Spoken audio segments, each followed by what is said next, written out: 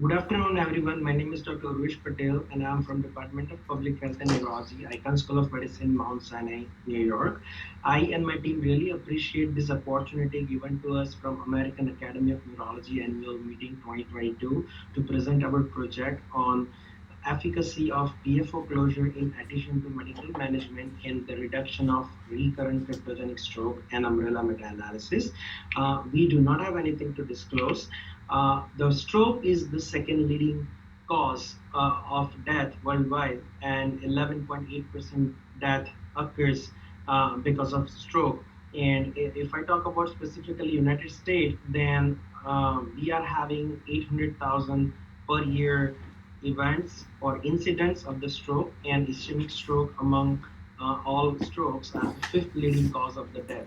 And the reason or major reason behind strokes, ischemic strokes, are cardiovascular embolism, large vessel atherosclerosis, and small vessel disease.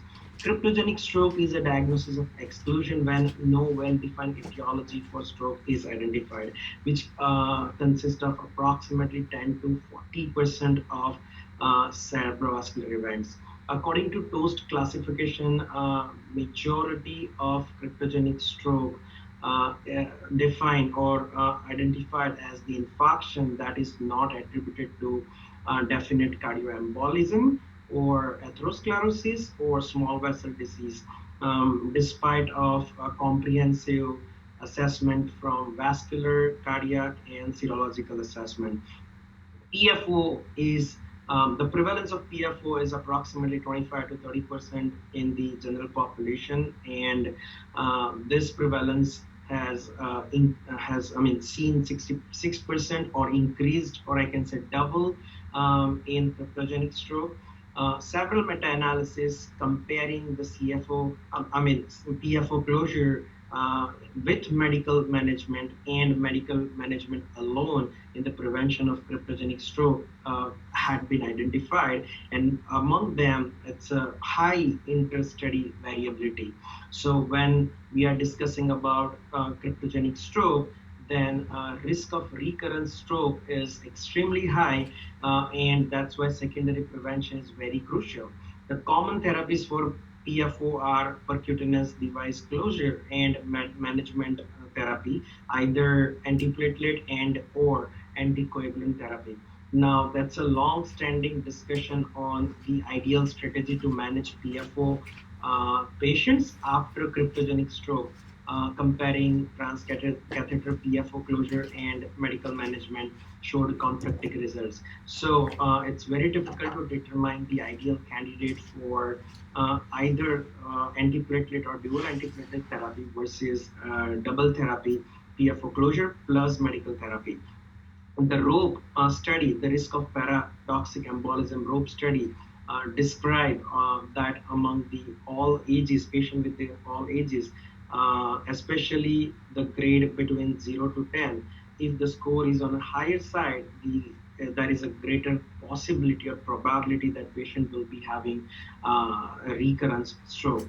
Now, what we know about this all phenomena of paradoxic embolism, that of course the medical management is necessary, but the identification of the ideal candidate for PFO, whether it's a PFO closure or whether it's a medical management, is very difficult. And some of the study indicated anticoagulant therapy is the ideal therapy, but then the major two issues are there. Number one is the compliance to medicine, especially in the younger population, and second is the bleeding complications. Usually the younger candidate who is having similar risk factor than some of the study preferred PFO closure in addition to medical management. But the another problem, another side of the medical, the PFO closure side, is that the surgery or procedure is associated with procedure-induced atrial fibrillation, and the data on patient who develop atrial fibrillation is very less known. So, of course, all the time, PFO closure for the management of the cryptogenic stroke is the very debatable field, and also it's a significant field to neurology and cardiology together. The aim of our study is to evaluate the effectiveness of PFO closure with medical therapy versus medical therapy alone for the reduction of the stroke, recurrent stroke amongst the patient with the cryptogenic stroke. And what we have taken as our population was cryptogenic stroke, ESUS, or TIA. The secondary aim of our study was to evaluate also on new onset of atrial fibrillation, mortality, morbidity, or major bleeding, including the fatal bleeding or TME-defined major bleeding or hemorrhagic stroke following both intervention. But for this oral presentation purpose, we are having our study limited to the recurrent stroke only. The strategy and selection criteria we use from January 1, 2019 to August 31st, 2021, and we collected all the previously published meta-analysis using PRISMA guideline. We use PubMed for finding all the meta-analysis showing surgical PFO closure plus medical therapy or versus isolated single medical therapy alone for the management of CS. And as you see that we use the different keywords or mesh terms to identify such patients such as cryptogenic stroke, cryptogenic ischemic stroke, embolism, embolic stroke of undermined significance, and so on. And from those literature review or those literature what we identify from that, we only have collected the meta-analysis of clinical trial and observational studies which were published. The case report, clinical trials itself, or clinic observational study, or non-English literature, non-full text, non-human article, all of them were excluded from the study.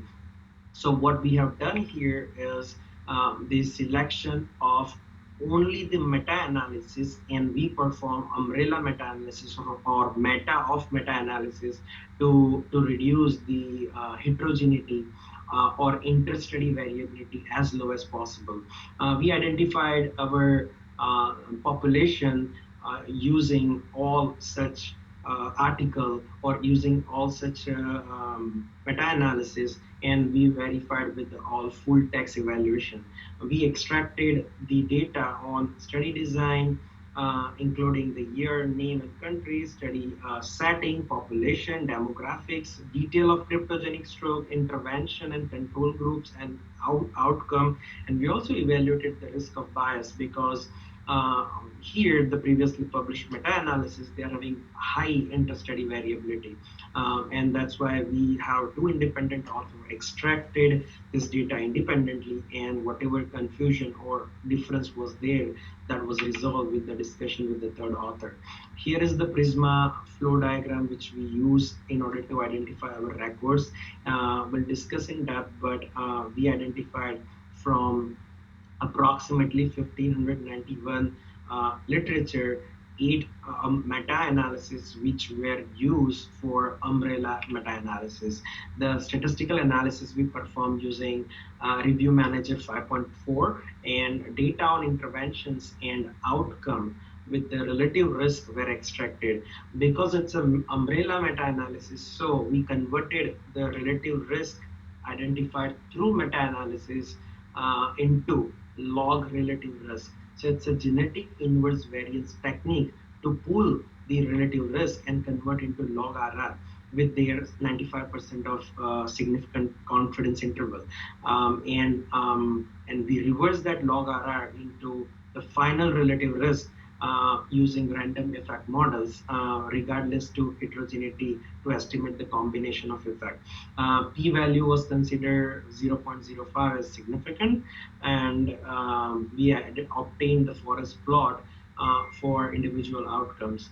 To evaluate the heterogeneity, we did also sensitivity analysis, and more than 50% was considered as a significant heterogeneity.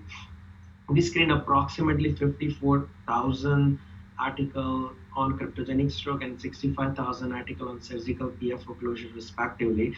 And from them, the studies, 1,591 studies having detail on medical management and medical plus surgical management were extracted. Using inclusion and exclusion criteria, we identified 8 meta-analyses to evaluate our outcome. In our meta-analysis, what we find out was the patients with PFO closure and mechanical thrombectomy had 62% lower reduction of or lower risk of recurrence stroke, or risk reduction by 62% in compared to the patient who had medical therapy alone. Pooled RR was 0.38 with confidence interval from 0.30 to 0.48 with the extremely high significance. So here, every 100,000 we are having less than one record which will not have this application of this result. So p-value was less than 0.401. Yeah, so and there was no heterogeneity. I square was 0% and p-value for heterogeneity was 0.53, and overall risk of bias was low on NOS, that is Newcastle Ottawa scale. Here is the results forest plot, and if you can see that we are having 8 different meta-analysis from 2019 to 2020, and individuals relative risk we are also having it. And what we did was, from that relative risk, we find out the pooled relative risk, and finally the overall relative risk we identified back. Um, the conclusion of the study was that the PFO closure, in addition to medical therapy, reduces the risk of recurrent stroke in patients with cryptogenic stroke. More studies needs to evaluate the effectiveness of early closure and specific risk profile that would benefit from early intervention to mitigate the burden of the stroke. Here are the reference for our study, and I really appreciate American Academy of Neurology, Stormont Well Health, and Icahn School of Medicine to provide us the support and resources to complete our projects. Thank you so much.